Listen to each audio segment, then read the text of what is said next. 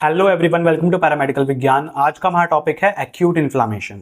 Acute inflammation हमारा inflammation का ही टाइप होता है। इन्फ्लामेशन के हमारे दो टाइप होते हैं, एक्यूट और क्रॉनिक। इससे पहले मैं आपको इन्फ्लामेशन अच्छे से डिटेल में पढ़ा चुका हूं, जिसमें कि हमने देखा था कि एग्जाम्पल देखा था कि जैसे किसी को अगर चोट लग जाती है, कोई पिन चुभ जाती है, तो उस एरिया में आपका रेडनेस हो जाती है, स्वेलिंग हो जाती है, ठीक है, सूजन आ जाती है और थोड़ा फ्लूइड एक्यूमुलेशन होने लग जाता है। तो काफ़ी सारी चीज़ें ऐसी होती हैं, 5 सिम्टम्स होते हैं इसके साइन, आपको जिसको कार्डिनल साइन बोलते हैं वो देखे थे हमने, ठीक है। तो उसमें बेसिकली होता क्या था कि आपके जो ये टिश्यू है उसके अंदर आपका ब्लड फ्लो हो रहा होता है, ठीक है। तो आज में आप जब आपकी कोई पेन आ जाती है, कोई चुभ जाती है, कोई इंजरी हो जाती है, तो उससे आपके जो आपके बैक्टीरिया होते हैं वो भी आपके अंदर आ जाते हैं टिश्यू के अंदर, जिसकी वजह से क्या होगा, आपके जो सेल्स होते हैं वो क्या करते हैं, आपके निकल के बाहर आने लग जाते हैं। तो इसकी वजह से क्या होता है, जैसे ही आपकी इंजरी होती है ना, तो आपके हिस्टामिन्स क्या होते हैं, रिलीज हो जाते हैं, ठीक है। हिस्टामिन्स क्या करेंगे, आपकी वेस्कुलर परमेबिलिटी को इंक्रीज कर देंगे, ठीक है। वेस्कुलर परमेबिलिटी आपकी इंक्रीज होगी, जिसकी वजह से क्या होगा कि आपका ना, जैसे ये एंडोथेलियल सेल की लेयर होती है, तो इसके बीच में आप यहाँ से चिपकी होती है ये, ठीक है, सेल्स ऐसे चिपके होंगे। अब परमेबिलिटी इंक्रीज हो जाएगी तो क्या होगा, इसमें गैप आ जाएगा, जिसकी वजह से WBC इसमें से निकल जाएगा, ठीक है। तो इस तरीके से हमारे न्यूट्रोफिल्स क्या होते हैं, इसमें से हमारे कैपिलरीज में से पास कर पाते हैं। तो ये सब चीजें हमको आज के लेक्चर में पढ़नी है। तो इसमें बेसिकली क्या होगा, सबसे पहले हमारे खट्टा होने लग जाएंगे, रिक्रूटमेंट होने लग जाएगा हमारे WBC का, ठीक है। उसके बाद जब आपके सेल में, जब एंडोथेलियल सेल में गैप आ जाएगा, तो इसमें से आपके WBCs बाहर निकलना चालू हो जाएंगे, ठीक है। बाहर निकल के क्या करेंगे, ये जो भी आपके लिए हार्मफुल और स्टिमुलाई है, हार्मफुल ऑर्गेनिज्म है, उसको ये फैगोसाइटोसिस कर देंगे, ठीक है। तो ये आपका होता है, ये इन्फ्लामेशन मैंने देखा। तो ऐसे ही हम पढ़ेंगे आज एक्यूट इन्फ्लामेशन। एक्यूट इन्फ्लामेशन क्या होता है? इन्फ्लामेशन एक बार आपको रिमाइंड कराता हूं। Inflammation is the body protective response to injury, infection और हार्मफुल स्टिमुलाई। तो हमारे इन बॉडी का प्रोटेक्टिव रिस्पॉन्स होता है इन्फ्लामेशन, किसके खिलाफ, कोई भी इंजरी के खिलाफ, इन्फेक्शन के खिलाफ, या फिर कोई हार्मफुल स्टिमुलाई, हार्मफुल चीज कोई आपकी बॉडी में जब एंटर करती है तो उसके खिलाफ हमारी बॉडी रिस्पॉन्ड करती है उससे लड़ने के लिए, ठीक है। तो हमारी बॉडी का जो रिस्पॉन्ड होता है उसको हम इन्फ्लामेशन कहते हैं। एक्यूट इन्फ्लामेशन क्या होता है? Acute inflammation is the immediate and early response of living vascularized tissue to injury. तो कैसा होगा ये? इमीडिएट होगा, ठीक है, तुरंत होता है। अर्ली रिस्पॉन्स होता है आपकी वेस्कुलराइज्ड टिश्यू से, आपके जो ब्लड वेसल वाले जो टिश्यू होते हैं ना, वेस्कुलराइज्ड टिश्यू, जैसे कोई टिश्यू है उसके आसपास आपके कैपिलरीज तो होंगी ही ना, ठीक है, उसके टिश्यूज के आसपास कैपिलरीज होंगे, तो उन वेस्कुलराइज्ड टिश्यू से आपके इंजरी पे जो इफेक्ट पड़ता है उसको हम एक्यूट इन्फ्लामेशन के अंदर देखते हैं, ठीक। It is characterized by increased blood flow, increased permeability of capillaries and migration of neutrophils to the site of injury. तो इसमें क्या होता है कि आपका ब्लड फ्लो इंक्रीज हो जाता है, ठीक है। आपकी जो कैपिलरीज की परमेबिलिटी होती है, बेसिकली परमेबिलिटी का मतलब हो रहा है इसमें जो सेल्स आपके ऐसे जुड़े हुए थे जिसकी वजह से आपका ब्लड प्रॉपर्ली फ्लो कर रहा था, ठीक है, तो ये खुल गए, तो आपका जो WBCs है इसमें से आने लग गए, तो इसमें से आपकी क्या हो गया, परमेबिलिटी बढ़ गई, ठीक है। परमेबिलिटी बढ़ जाएगी और आपका जो न्यूट्रोफिल्स हैं वो माइग्रेट करने लग जाएंगे इस परमेबिलिटी के थ्रू, इसमें छेद में से, आपके गैप में से आपके निकलने लग जाएंगे। आपके न्यूट्रोफिल्स कहां पे जाएंगे? आपकी इंजरी की साइड पे, ठीक है। तो एक्यूट इन्फ्लामेशन में आपका यही होता है। तो आपका जो एक्यूट इन्फ्लामेशन होता है उसमें बेसिकली दो इवेंट होते हैं। एक होता है आपका वेस्कुलर इवेंट और दूसरा आपका होता है सेलुलर इवेंट, ठीक है। तो इसमें दो इवेंट होते हैं, वेस्कुलर और सेलुलर। इसको हम पढ़ लेते हैं। सबसे पहले हम पढ़ेंगे वेस्कुलर इवेंट, ठीक है। इसमें आता है हमारा हीमोडायनेमिक चेंजेस। हीमोडायनेमिक, हीमो मतलब ब्लड, ठीक है, ब्लड के अंदर क्या क्या चेंजेस आते हैं। तो vasoconstriction, immediate short term constriction of arterioles 3 से 5 सेकेंड फॉर माइल्ड और up to 5 minute for severe injury. सबसे पहले क्या होगा, हमारी ब्लड वेसल कंस्ट्रिक्शन हो जाएगा, ब्लड वेसल्स जो होंगी वो कंस्ट्रिक्ट होंगी, इमीडिएटली कंस्ट्रिक्ट होंगी। शॉर्ट टर्म के लिए होता है ये, बेसिकली आपकी जो आर्टेरियोल्स होती हैं उनका कंस्ट्रिक्शन होगा, कितने टाइम के लिए होता है? 3 से 5 सेकंड के लिए। अगर इंजरी आपकी माइल्ड है, तो थोड़ी सी इंजरी है तो 3 से 5 सेकंड के लिए, और ज्यादा इंजरी है तो 5 मिनट तक आपका ये हो सकता है वैसो कंस्ट्रिक्शन, ठीक। फिर आपका क्या होगा, वैसो डायलेशन होगा, persistent dilation of arterioles within 30 minutes causing redness and warmth। तो क्या होगा वैसोडाइलेशन में? आपका ब्लड वेसल का क्या होगा, बेसिकली आपकी आर्टीरियोल्स का क्या होगा, डायलेशन होगा लगभग आपके 30 मिनट के अंदर अंदर, ठीक है, जिसकी वजह से क्या होगा, जहां पे आपको इंजरी होगी वो एरिया में रेडनेस हो जाएगी और वो एरिया आपको हीट फील होगा, वार्म फील होगा उस एरिया पे, जो कि आपका एक इन्फ्लेमेशन का साइन है। Increased hydrostatic pressure leads to fluid transudation into tissues causing swelling. तो इसमें क्या होगा, हाइड्रोस्टैटिक प्रेशर बढ़ जाएगा, जिसकी वजह से क्या होगा, आपका जो फ्लूइड है वो ब्लड वेसल से निकलकर आपके टिश्यूज में जाने लग जाएगा, ट्रांसुडेशन होने लग जाएगा। ठीक है, रखाव भाव बहने लग जाएगा वो। ठीक है, जो फ्लूइड होगा आपके ब्लड वेसल से निकल के आपके कहां जाने लग जाएगा, टिश्यूज में जाने लग जाएगा, जिसकी वजह से उस एरिया में स्वेलिंग भी हो जाती है। ठीक है, सूजन आ जाती है आपको चोट लगने पर। स्टेसिस होगा, slowed blood flow, increased red cells concentration and viscosity। Stasis होगा, जब आपका ब्लड फ्लो जब ज्यादा हो जाएगा तो उधर आपके जब फ्लो जाने लग जाएगा ना उधर, तो एक एरिया, एक टाइम के बाद क्या होगा, उस एरिया में ना गाढ़ापन थोड़ा ज्यादा हो जाएगा उस एरिया में। ठीक है, जिसकी वजह से आपका ब्लड का फ्लो जो होगा वो बढ़ जाएगा और आपका रेड सेल का कंसंट्रेशन भी बढ़ जाएगा और आपका फ्लूइड जो होगा वो गाढ़ा हो जाएगा। ठीक है, बेसिकली इसमें स्टेटिस में यही होता है, स्टेसिस में। Leukocyte migration, neutrophils adhere to and migrate through the endothelium into tissues. तो ल्यूकोसाइटिक माइग्रेशन मतलब ल्यूकोसाइट्स यानी कि WBCs, आपके न्यूट्रोफिल्स बेसिकली क्या कर रहे हैं, अडहियर करेंगे, चिपकेंगे और माइग्रेट करेंगे। ठीक है, ब्लड वेसल्स से एंडोथेलियल सेल्स से रोल होते होते वो माइग्रेट करने लग जाएंगे। कहां पे जाएंगे, हमारे टिश्यूज में चले जाएंगे। ठीक है, एंडोथेलियम से निकल के। देन इसके बाद क्या आता है हमारा, वेस्कुलर चेंज। इसमें आपको एक चीज बता दूं मैं, जैसे ये डायग्राम आप समझ लीजिए एक बार, कि इसमें जैसे आप ये देखिए कि आपकी ये टिश्यू लेयर है। ठीक है, आपकी पूरी की पूरी टिश्यू है, तो आपका क्या हो गया, एंडोथेलियल सेल्स हैं। तो एंडोथेलियल सेल्स जैसे न्यूट्रोफिल आपका इधर से निकल के कहां जा रहा है, आपके टिश्यूज में जा रहा है, तो सेल का क्या हो रहा है, इधर माइग्रेशन हो रहा है। ठीक है, तो ये देखिए इसमें इस तरीके से आपका हीमोडायनेमिक चेंज होता है। इसके बाद आप देखिए ऑल्टर्ड वेस्कुलर परमिएबिलिटी। तो वेसल्स की परमिएबिलिटी ऑल्टर कर जाती है, चेंज हो जाती है ब्लड वेसल की। ठीक है, वेसल्स की परमिएबिलिटी चेंज हो जाएगी, जैसे कि इसमें नॉर्मल है ये। ठीक है, जैसे क्या हो रहा है, आपका फ्लूइड जो निकल के क्या हो रहा है, टिश्यूज में जा रहा है। ठीक है, ये फ्लूइड देखिए आपका निकल के कहां चला गया, ये ब्लू कलर से दिखा रहे हैं, टिश्यू में आपका ब्लू कलर से फ्लूइड जा रहा है। ठीक है, तो परमिएबिलिटी ऑल्टर कर रही है, वेस्कुलर ब्लड वेसल की जो परमिएबिलिटी हो रही है वो बढ़ रही है, जिसकी वजह से आपका फ्लूइड निकल के भी जा रहा है। सेल्स तो जाएंगे साथ साथ आपका फ्लूइड भी जाएगा। एडिमा फॉर्मेशन, ठीक है, एडिमा बोल लो, एडिमा बोल लो। ठीक है, एडिमा मतलब सूजन, स्वेलिंग, इसी वजह से होगी।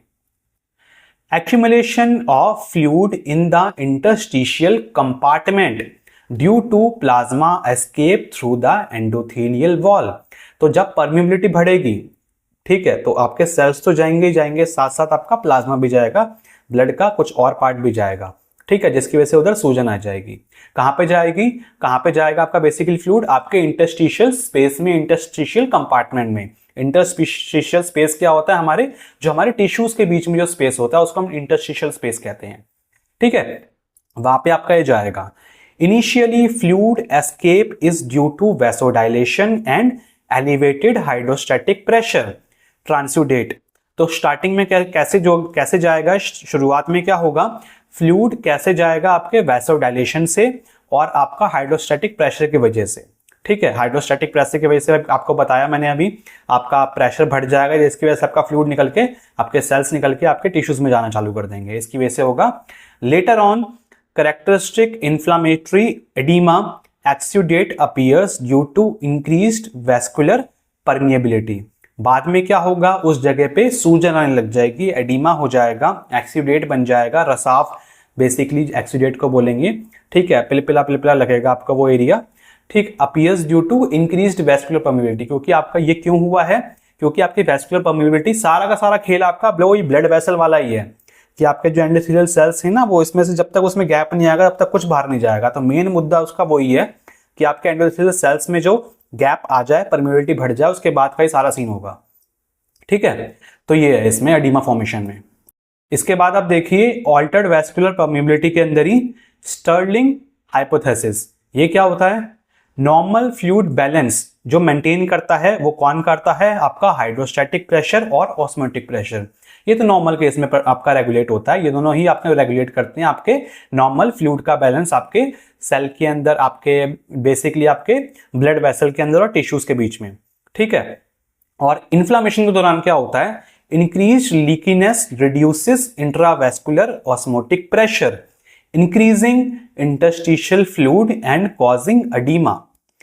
इन्फ्लामेशन में क्या होता है, बेसिकली जो मेन चीज है, सबसे इंपॉर्टेंट चीज आपको समझ लीजिए, इंक्रीज लीकीनेस। जब लीकीनेस ज्यादा होगी, जब लीकीनेस ज्यादा होगी, कैपिलरी में लीक हो गया है कुछ, तो उसमें से आपका जब रसाव होने लग जाएगा, जिस increase leakiness reduces intravascular osmotic pressure, तो आपका जो इंट्रावेस्कुलर वेसल्स के अंदर जो ऑस्मोटिक प्रेशर है वो कम हो जाएगा। Increasing interstitial fluid and oedema, जिसकी वजह से क्या होगा, इंटरस्टिशियल फ्लूइड बढ़ने लग जाएगा। ठीक है, रसाव जो हो रहा है वो आपका इंटरस्टिशियल फ्लूइड में जाने लग जाएगा और उस जगह पे सूजन आ जाएगी। ठीक है, अब आपका आता है सेलुलर इवेंट। वेस्कुलर इवेंट में आपका बेसिकली यही होता है। सेलुलर इवेंट में क्या होता है कि आपके WBCs कैसे कैसे जाती हैं, इसमें ये दिखा रखा है। ठीक, तो cellular response to tissue injury involve the movement and activation of leukocytes to eliminate injurious agent and initiate tissue repair. तो सेलुलर रिस्पॉन्स में क्या होता है, टिश्यू इंजरी में जब भी हमको टिश्यू इंजरी होगी, इसमें क्या होगा कि आपके ल्यूकोसाइट्स जो हैं वो मूव करेंगे, एक्टिवेट हो जाएंगे और मूव करेंगे, और आपका मूव कहाँ पे करेंगे, उस इंजीरियस एजेंट के खिलाफ उस साइड पे जाएंगे। ठीक है, उस जगह पे जाके उसको रिमूव करने की कोशिश करेंगे और साथ साथ टिश्यू को भी रिपेयर करने में हेल्प करेंगे।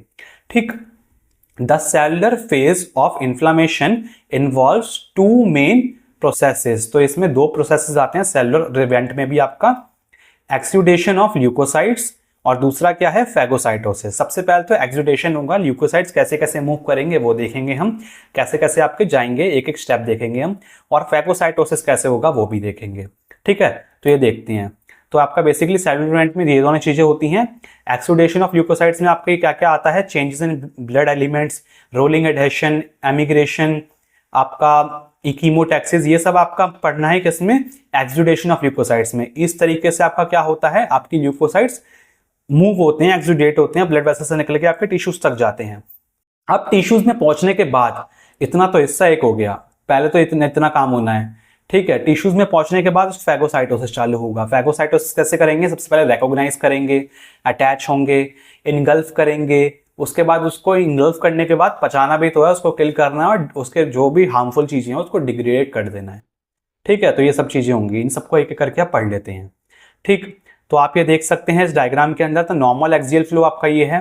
ठीक है, ये आपका मार्जिनेशन और पेवमेंटिंग है। ठीक है, इस तरीके से रोलिंग एडेशन हो रहा है, ल्यूकोसाइट्स रोल करके फिर आपका इधर से निकल के जाने चालू हो जाएंगे आपके टिश्यूज में। ठीक है, एमिग्रेशन और डायपेडेसिस करके। ठीक है, हम तो सबसे पहले आप देखिए एक्सुडेशन ऑफ ल्यूकोसाइट्स। इसमें आपका क्या आता है, चेंजेस इन ब्लड एलिमेंट्स। तो आपका जो ब्लड के एलिमेंट्स हैं उसमें चेंजेस होंगे। मार्गिनेशन, ठीक है, with slowed blood flow, leukocytes mainly neutrophils move to the periphery of blood vessels. तो मार्जिनेशन में क्या होगा, ब्लड फ्लो जो होगा वो स्लो हो जाएगा, जिसकी वजह से ल्यूकोसाइट्स क्या होंगे, ल्यूकोसाइट्स में जो कि आपके बेसिकली न्यूट्रोफिल्स हैं वो मूव करेंगे आपके ब्लड वेसल जो है उसकी पेरिफेरी पे। पेरिफेरी मतलब एक तो आपका जैसे ही आपका ब्लड वेसल है तो ल्यूकोसाइट जैसे बीच में मूव कर रहे हैं, तो पेरिफेरी मतलब इस साइड का बिल्कुल ब्लड की बिल्कुल ये जो लेयर है ना, परत है, उस पे बिल्कुल सेल की लेयर पे। ठीक है, उधर आपका फ्लो करने लग जाएंगे। ठीक, pavementing, neutrophils align along the endothelial surface. तो पेवमेंटिंग क्या होगा, न्यूट्रोफिल्स क्या करेंगे, एंडोथेलियल सरफेस जो है बेसिकली जहां पे आपके सेल्स आपके प्रेजेंट हैं उस जगह पे अलाइन होना चालू हो जाएंगे। ठीक है, उसके बाद क्या होगा, रोलिंग एंड एडहेशन। रोलिंग होगी और एडहेशन होगा। रोलिंग में क्या होगा, neutrophils roll along the endothelial surface via selectins, P selectin और ई सेलेक्टिन्स। तो न्यूट्रोफिल्स क्या करने लग जाएंगे, रोल करने लग जाएंगे। जैसे कि आपकी ये आपके सेल की लेयर है तो इस तरीके से रोल करने लग जाएंगे एंडोथेलियल सरफेस पे। ठीक है, जिस जगह से, जिसकी वजह से क्या होगा, रोल करते हुए वो आपका बेसिकली उस जगह से बाहर निकलना चाहते हैं ना, क्योंकि वो जहां पे आपका एंडोथेलियल सेल की लेयर में जहां पे गैप आया होगा उधर से बाहर निकलना चाहते हैं, रोल करते करते वो बाहर निकलेंगे। ठीक है, तो रोल करना चालू करेंगे सेलेक्टेंट्स के थ्रू और एडहेशन करेंगे, firm binding between neutrophils and endothelial cells via integrins and adhesion molecules, ICAM, VCAM, PCAM1, ये सारे। ठीक है, MM लग रखा है ना, एडेशन मॉलिक्यूल। ठीक है, तो आपके अच्छे से बाइंडिंग होगी। किसके बीच में बाइंडिंग होगी? अडहियर, अडहियर मतलब चिपकना, बाइंड होना। ठीक है, बाइंडिंग किसके बीच में होगी? न्यूट्रोफिल्स और आपके एंडोथेलियल सेल्स की लेयर के बीच में। ठीक है, किसके थ्रू होगी? इंटीग्रिन्स के थ्रू होगी और एडिशन मॉलिक्यूल्स के थ्रू होगी। ठीक है, इसके बाद क्या होगा आपका? एमिग्रेशन। ठीक है, इमाइग्रेशन या फिर माइग्रेशन बोल लो आप बेसिकली। इसमें आता है आपका transmigration. Neutrophils move through endothelial gap into tissues using pseudopods and enzyme like collagenase. तो इसमें क्या हो रहा है? न्यूट्रोफिल्स क्या कर रहे हैं? मूव कर रहे हैं एंडोथेलियल गैप से, टिश्यूज के अंदर जा रहे हैं। कैसे जाएंगे? सूडोपोड्स की हेल्प से और आपके एंजाइम की हेल्प से। कौन से एंजाइम की हेल्प से? कोलेजिनेज एंजाइम की हेल्प से। ठीक है, तो आपका न्यूट्रोफिल निकल के जाते हैं। कैसे जाते हैं? इसी के थ्रू जाते हैं। ठीक, diapedesis, RBCs passively follow giving a haemorrhagic appearance to the exudate. तो डायपेडेसिस में क्या होगा कि आपके जो आरबीसीज जो होते हैं वो ये करते हैं, जिसकी वजह से क्या होता है, जहां पे भी आपको चोट लगती है वहां पे एक हेमरेज आपका हेमरेजिक अपीयरेंस देता है, जहां पे आपको ताकि पता चले कि वहां पे चोट लगी हुई है, जिसकी वजह से वो लाल भी पड़ जाता है ना। ठीक है, तो हेमरेजिक अपीयरेंस देता है उस एक्सुडेट को। ठीक है, ताकि वो लाल लाल सा दिखे। ठीक है, चोट जो होगी आपकी लाल दिखे। कीमोटैक्सिस, कीमोटैक्सिस क्या होगा? Directed migration.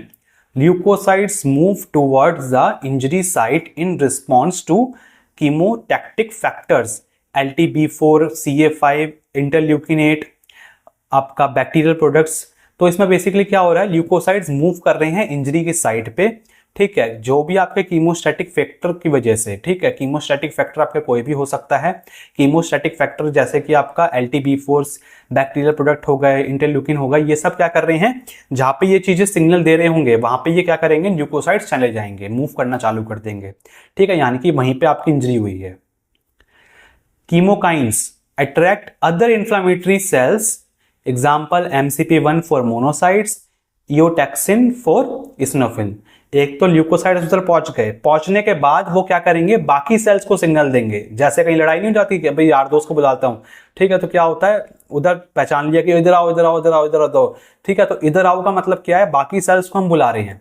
ठीक, तो बाकी सेल्स को बुला रहे हैं तो क्या हो रहा है? WBCs बाकी सेल्स को बुलाएगा, बाकी सेल्स को यानी कि बाकी इन्फ्लामेटरी सेल्स को बुलाएगा।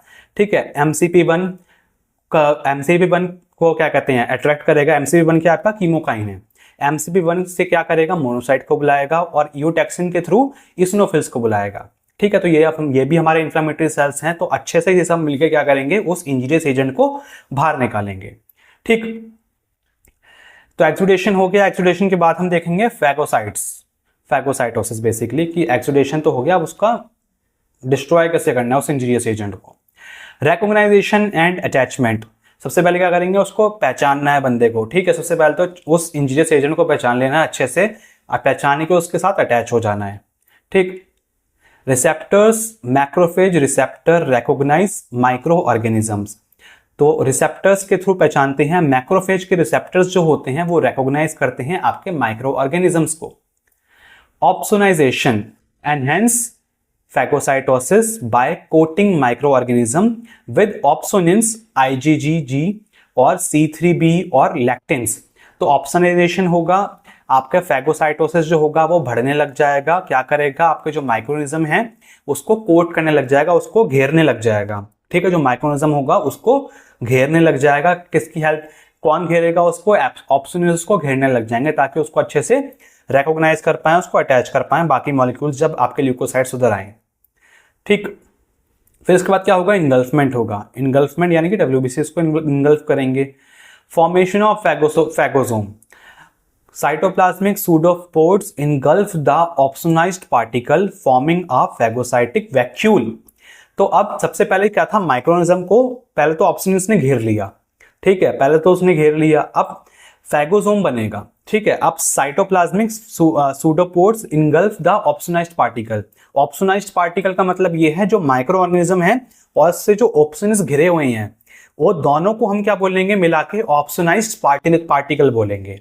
ठीक है, उस ऑप्सोनाइज्ड पार्टिकल को क्या करेगा? हमारा जो साइटोप्लाज्मिक सूडोपोड है वो इनगल्फ करना चालू करेगा, यानी कि हमारे WBCs जो है उसको इनगल्फ करना चालू करेंगे और क्या बनाएंगे? एक फैगोसाइटिक वैक्यूल बना लेंगे। फिर क्या होगा? आपका फैगोलाइसोसोम। फैगोसोम फ्यूजेस विद लाइसोसोम, तो आपका जो फैगोसाइटिक वैक्यूल बना उसके बाद आपका फैगोसोम बन गया।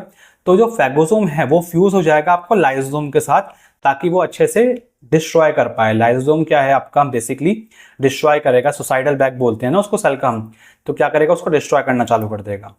किलिंग एंड डिग्रेडेशन, तो उसके बाद क्या होगा, उसका मारा जाएगा अच्छे से और तोड़ा जाएगा उस इंजीनियस एजेंट को। Microbial killing, reactive oxygen species ROS and enzyme जैसे कि आपका lysozyme proteases degrade the micro organism, तो माइक्रोब की क्या होगी, किलिंग होगी। जो भी हमारा माइक्रो ऑर्गेनिज्म है उसको सबसे पहले पीटा जाएगा, मारा जाएगा। रिएक्टिव ऑक्सीजन स्पीसीज करेंगे ये काम, और साथ साथ एंजाइम्स करेंगे। कौन से एंजाइम्स करेंगे, कौन से एंजाइम्स को तोड़ेंगे, लाइसोजाइम तोड़ेंगे, प्रोटीएजेस तोड़ेंगे, ठीक है। ये माइक्रोऑर्गेनिज्म को अच्छे से डिग्रेड कर देंगे, चूर चूर कर देंगे। Disposal, effective for most bacteria through some like mycobacterium tuberculosis resist degradation, तो डिस्पोज करेंगे। ये उन बैक्टीरियाज के लिए इफेक्टिव होता है, बहुत सारे बैक्टीरिया के लिए आपका इफेक्टिव होता है ये, लेकिन कुछ के लिए आपका ये नहीं होता है, जैसे कि आपका माइकोबैक्टीरियम ट्यूबरकुलोसिस जो कि आपका डिग्रेडेशन रेजिस्ट करता है, ठीक है। तो उसके लिए आपका डिस्पोजल आपका काम आता है फैगोसाइटोसिस में, ठीक। तो स्टूडेंट्स ये था हमारा आज का लेक्चर आपका एक्यूट इन्फ्लामेशन के बारे में, उसके दोनों प्रोसेसेस के बारे में। आई होप कि आपको समझ में आया होगा आपका एक्यूट इन्फ्लामेशन क्या होता है, उसमें दोनों इवेंट्स के बारे में आपने अच्छे समझ लिया होगा, ठीक है। अगर आपको वीडियो अच्छी लगी हो तो वीडियो को लाइक करना, अपने क्लासमेट्स के साथ वीडियो को शेयर करना। मिलते हैं बहुत जल्दी नेक्स्ट वीडियो में, तब तक के लिए बाय बाय।